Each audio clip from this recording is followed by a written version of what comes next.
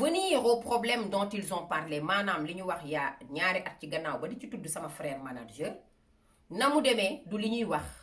ma wax ko fii tey mu jeex ndax musuma cee wax waaye damaa décidé wax ci pour tëj dossier bi ba la ëllëg ñu ubbiwaat ko waxaat ca leneen léegi nag su ma waxee la vraie version des faits ak na mu demee ba ñu xam ko keneen ku ca wax leneen nag yaa ko tey te bu boobaa lu la ca fekk ci yaa ko teg sa bopp na mu demee ca gàttal mooy man wutaluma kenn visa man falsifié wu ma xaw ma nu ñuy defee loolu man ambassadeur yi di reer si sama kër di ma seet si di ma rendre hommage di ma ñëw di seq ak man ay projet humanitaire je suis dans l'humanitaire di dimbali jigéen ñi ci seen liggéey di dimbali jigéen ñi ci seen àq ak yelleef di dimbali xale yu jigéen ñi ci seen njàng pour ñu yóbbu leen ñu jàng di dimbali xale yu jigéen ñu bañ leen a marier force ci teel di dimbali le développement culturel économique et social de mon pays kuy def loolu doo dem di def yi fi ñàkk fayda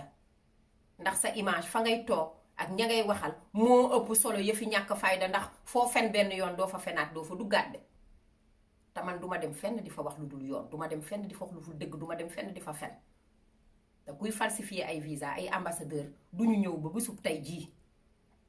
di la seet si sa bureau di la seet si sa kër boo demee beneen réew ñu ñëg yaa nga fa ñu woote téléphone ne dañ laa bëgg a gis organiser dîner à ton honneur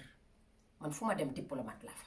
fu ma dem international laa fa ambassadeur laa fa te defuma lenn luñ ma yabe kon pour revenir sur le problème précis ce qui s'est passé mooy man wutaluma kenn visa Abdoulaye Diagne sama musicien et je le dis clairement te ci vidéo laa nekk moo ma sollicité ma jël rakkam jabaram yóbbu ko Europe mu dem seeti ay mbokkam ndax toog na lu yàgg Europe mu ni ma dafa bëgg a dem ñëwaat ci été bi bu ñuy dem tournée nañ ko yóbbuwaale te dina ñëwaat ni ma ndax xam naa la ndax yow loo jël engagement danga koy def waa nit ki bu liggéeyee 2000 ba 2020 nekk sa coloré la ñaat la service xanaa di nga ko defal 20 ans de la tudde ma doom ma yóbbu xale bi dem war a ñibbisiwul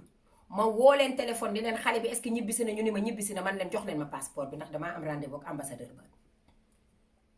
su ma demee won ambassadeur bi passeport bi remercier ko ndax suñu projet yi ñuy defar ma profité ci remercier ko ndax man lu ma wax dafay leer ñu ni ma xale bi ñëw na mujj gi wóoloo ma lu dul ñu ne xale bi dafa feebar comme acculé naa leen teg leen pression ñu daal di dem ambassade présenté wu ni ñoom ñooy xale bi ndax ragal nañ maa wax dëgg gi wóoloo ma lu dul nekk France guddi ñu woo ma ni ma problème am na Matar sa rakk de am na problème ma ni mbaa jàmm ñu daal di may expliquer ni mu demee te yàlla xam na ni guddi googu mooy sama guddi gi gën a gudd ci àddina sama baay bi dugg àddina ma ñàkk ko guddi googu mooy li ko gën a metti moo ma gën a mettil man sama baay bi ma ñàkk ndax guddi gàcca la fanaanee jooy ba bët set ndax gàcca ndax bañ lu bon ak naan man sama partenaire bi ma am en face nan laa koy xoolee ci bët mu di ma xool ma wax mu wax li ma wax dañ pour lan loolu man mooy li may mën a rey pour vous dire man sama crédibilité sama ful ak sama fayda ba loolu moo indi problème ya ca am te ñooñu bu ñu doon ñuy foo kenn du leen téye benn fan ñaari fan prison génne leen bien que téye nañ leen te d'accord naa sax ca lañ leen téye ndax nit danga koy sanctionné te sant naa yàlla ndax ba ñu demee ci tribunal ba procureur de la république bi représenter la république moo ma doon défendre man naan Coumba Gawlo kenn mësu ko dégg ci lenn kon ku fi indi turam dinaa ko defanteeg yow pourtant défendre ma de te du sama avocat mais ma doon jëlal part ndax sama fulla sama fayda sama sérieux kon ngeen xam ne problème bi nii la demee tey de du fraude de visa du falsification de visa du bëgg a def lu baax far lu baax la këpp ca sa kaw loolu la te ba léegi samay relation sama partenaire yooyu yàquwul ndax ambassade Italie ma mu concerné bërki démb boo njaay la ñu ñëw def seen délégation ni ma ambassadeur bi nee na dafa bëgg nga defal ko vidéo ci seen centre culturel italien bi ñu doon lancé fan résidence ba maa def vidéo ba ni ma yaay invité d'honneur am waa foofu fu fa diggante yàqu ku fay fraude di falsifier ndax di nga am loolu doo ko am man nag dindiwuma tuuma waaye dindi tuuma ak leeral bu ñu la naree taxal ci lu dul yoon daa baax te damaa bëgg wax ci arrêté ndax man Coumba Gawlo je l'exige encore une fois le respect de mon nom